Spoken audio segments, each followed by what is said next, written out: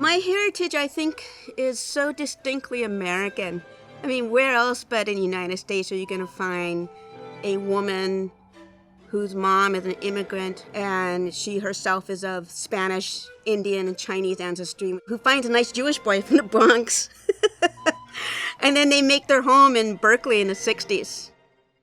You know, I was always the musical one in the family, so there's a real musical gene. My grandmother certainly had that. And then it showed up in her Peruvian American granddaughter, and we had an instant chemistry, and these are some of my fondest memories. I have a lot of little bits of music and melodies and rhythms and revelations that I've made in the course of writing symphonies some years ago. I have like 50, 60 binders of ideas and materials. They're all homeless before they find a project or a piece of music that they can take root in. And I succeed if I mine from my own stories. If I'm trying to imitate somebody else, I'm going to run out of ideas right away. I think actually defying tradition can be one of the best ways to honor it. And the way to liberate your voice is not to try and do things that they were done before. My musicians have been really hip. They have been really game to take on new sounds, and they like difficult things if there's a purpose. There's a sense of being a champion, you know, and to tell an exciting story.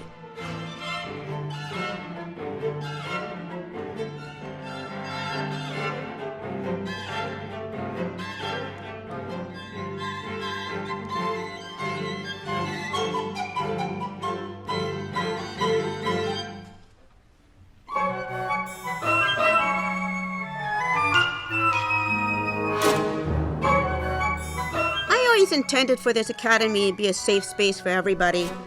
The vision of this is to make diversity and diverse voices truly this Jesse Jackson-inspired rainbow coalition of people that really can, you know, be a family together. A typical day starts with pulling out composers out of bed early, and I put them in the kitchen with our chef, and they learn about foraging and they learn about sustenance, whether it comes in the shape of food or in music.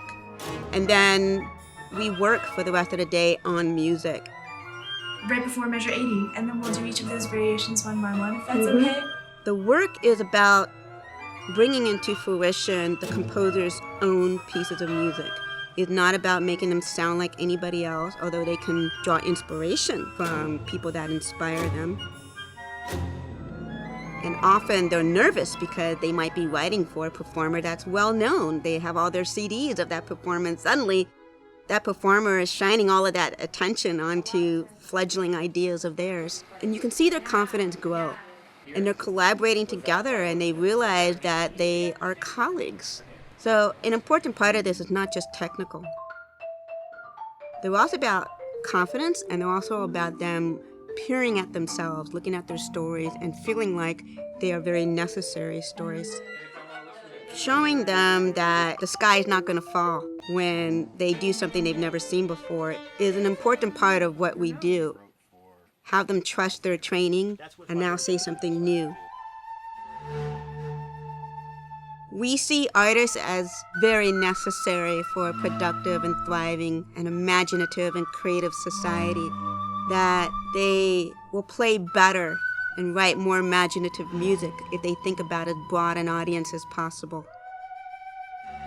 My hope for the future is that the people that are coming up after me now will go farther than me, building society and your vision of what you know to be true and good. That means not following the models necessarily that are provided.